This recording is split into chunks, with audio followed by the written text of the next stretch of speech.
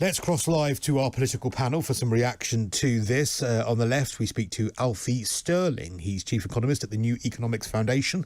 On the right, Connor Tomlinson, political commentator with Young Voices UK. Evening to you both. Evening, Cristo. Now, let's start with you, Alfie. What do you think about what Zelensky had to say? Specifically, he's alluding to the fact that he was disappointed that NATO did not implement a no-fly zone, and he even says at the very end, please ensure our Ukrainian skies are safe. Please do what needs to be done. I mean, short of actually holding up a sign saying no-fly zone, please, I think we all know what he was asking for. What's your view? Yeah, well, exactly. I mean, generally speaking, I thought his address was incredibly powerful. It's obviously unprecedented to have a foreign leader address Parliament in that way. It reminded us what's at stake, what the Ukrainians are going through, how awful war is and how fragile global peace is right now. I think in terms of the question of no-fly zone, I mean, look, I genuinely do not know what the right answer is here. I really, really struggle with it, and I appreciate that's not a great position on a TV debating show, a radio debating show, but I genuinely really struggle because on the one hand, every move that the West makes, the UK included, needs to be calibrated against the risk of escalation. And this isn't just any sort of escalation. This is escalation which could conceivably end in the sort of destruction the world has never seen before. That is very much on the table. It's not the only scenario here, but it is on the table. It's a possible reality with nuclear war. But at the same time, why should Ukrainians who are already at war, already dying, including civilians, why should more die for us to feel that little bit safer? So I really struggle with this, and I don't have an easy answer.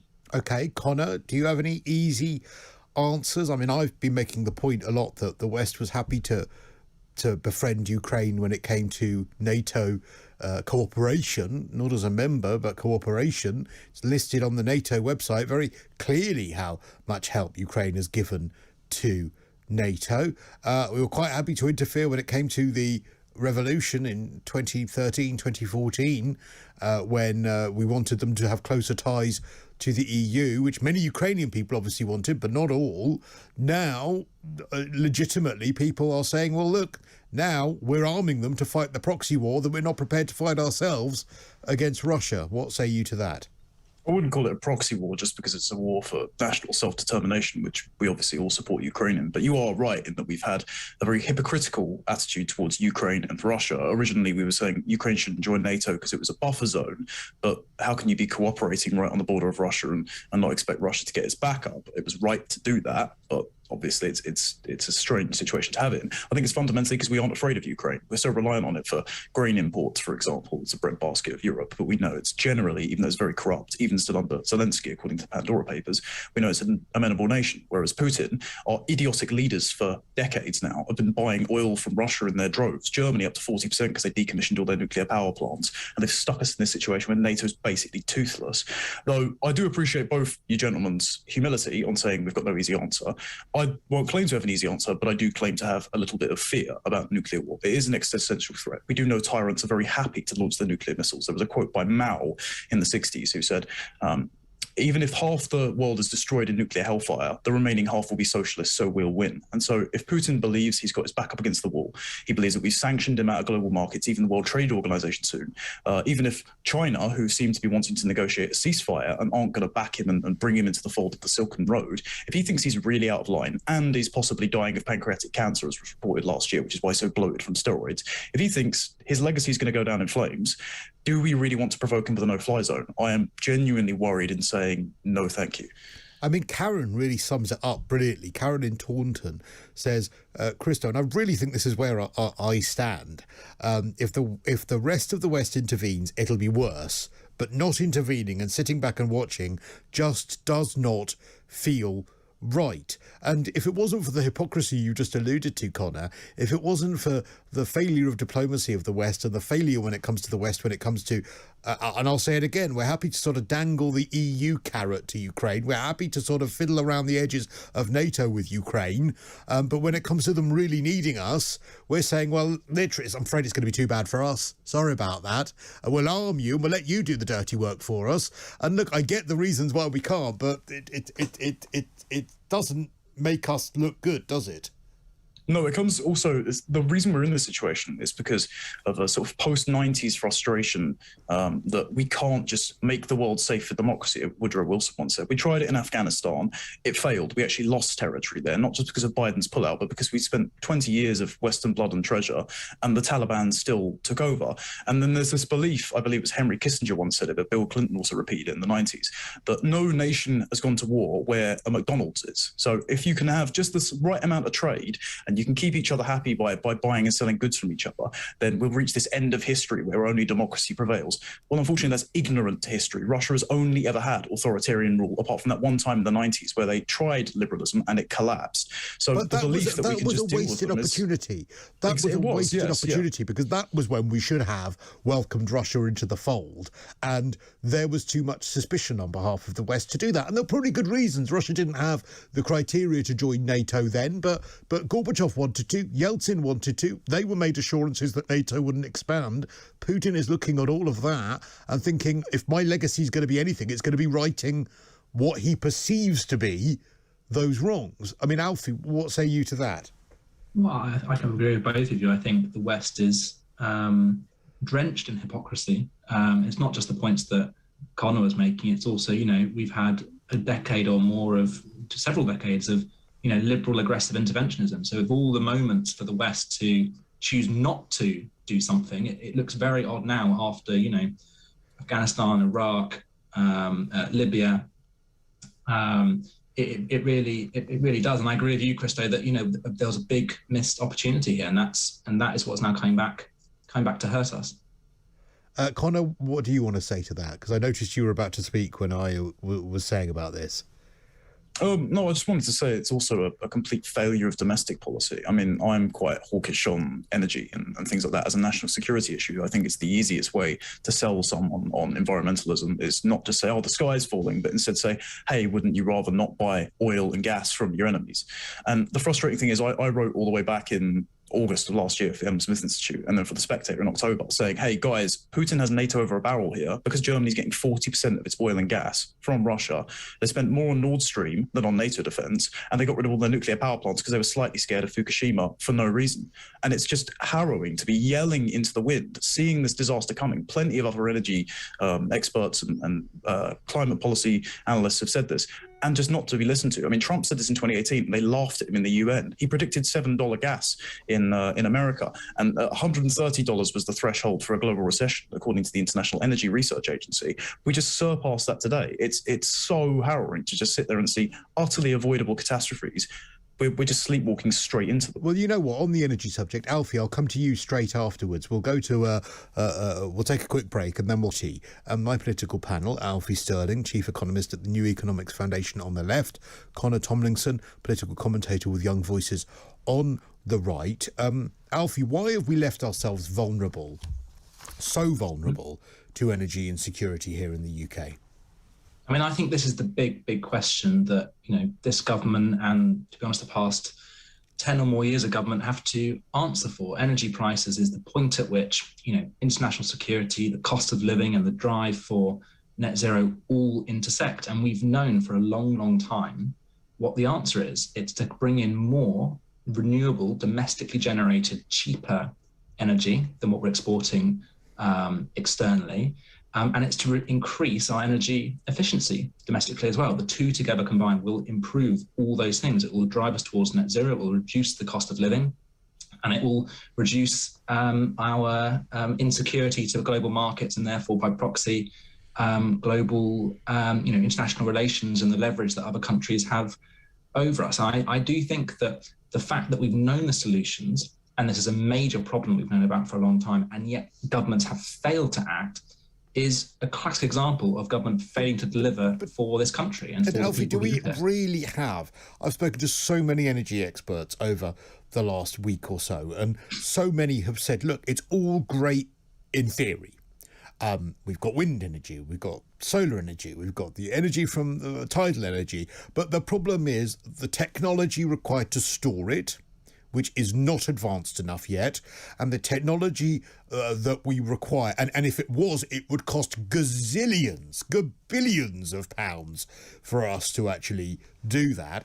And the actual reason why that is so important is certainly for electricity, you need to have this constant 50 gigahertz powering the grid constantly, and that is something that we can't do at the moment, which is why, when it's especially windy, we have to tell people to turn off their some of the wind farms, because we can't store the excess electricity. So we are not in the position yet where net zero can be achieved. And by trying to chase this dream, we've ended up having to buy energy from regimes like Russia. So I think there's quite a few bits of circular reasoning going on there. So for starters, energy prices have collapsed. Renewable energy prices have collapsed without the sort of support that we could have given them from the 70s, 80s onwards. We could have made those decisions decades ago. We didn't, and we are now basically coming to live to regret it. So there's no point saying now this is the status quo while ignoring the fact that we've made a series of decisions in the past. But also this question of baseload, that's, in the end, it's also circular. We have built a grid around baseload because we chose to have that energy mix and that energy contribution. It needn't be the case. And there's a question of storage. You know, the technology does exist. You can use every single fridge, every single car in the country as an effective battery if you have a grid that's designed and set up. Respectfully, what do you know that energy experts that have come onto this programme have said that's not possible? I've run the numbers on this, please. I'm basically dying about this. I don't know which energy experts you've spoken to, but the ones I spoke to give exactly the same answer. Okay, I'd love Connor, to come in. So I actually did some modelling for the Adam Smith Institute last year. So inflation maybe make it even more expensive. But if you try to convert the entire nation to solar and wind only, it would cost 2.9 trillion. You'd have to have all of the battery capacity around the world, 80% of which is made in China, and they own most of the lithium deposits in cobalt at the moment, redirected to our country from 2021 to 2028. So that's now 2029, and then even then it would only meet 26.5% of consumer demand with no protection against outages. And if you decided to make, for example, every electric car a generator that can sit on someone's driveway so you can take energy out of the grid, which there is currently legislation to do that with smart grids, so that's quite authoritarian. Even if you did that, all 35 million cars in Britain transferred overnight, it would only consist of 1,000 gigawatts, and the worst trough was 10,000, so you'd be 9,000 short. So it's not tenable at the moment. I'd love it if it's fully renewable. I would, but you can't do it. This isn't the sort of thing you can answer with a single study. There are meta studies that take, decades worth of research that show what are the feasible scenarios, and there are 100% scenarios that have full renewable outlooks. That's point number one. So you can't base on a single study. I mean, there's a number of assumptions that have to go into that and need to be critiqued and interrogated. It'd be interesting for you to send them over. I'd be interested to look. But also the point that the question that Cristo asked is, why have we ended up in this position? So it's not a case of saying now, what is the cost? Although I would question some of those numbers and assumptions. The question is, why have we not done more? And I think we can all agree there, surely, that at this intersection of energy security, of cost of living, and net zero, we could and should have done more, and we shouldn't be exposed as we are today. But how can we solve that now? I mean, it's great.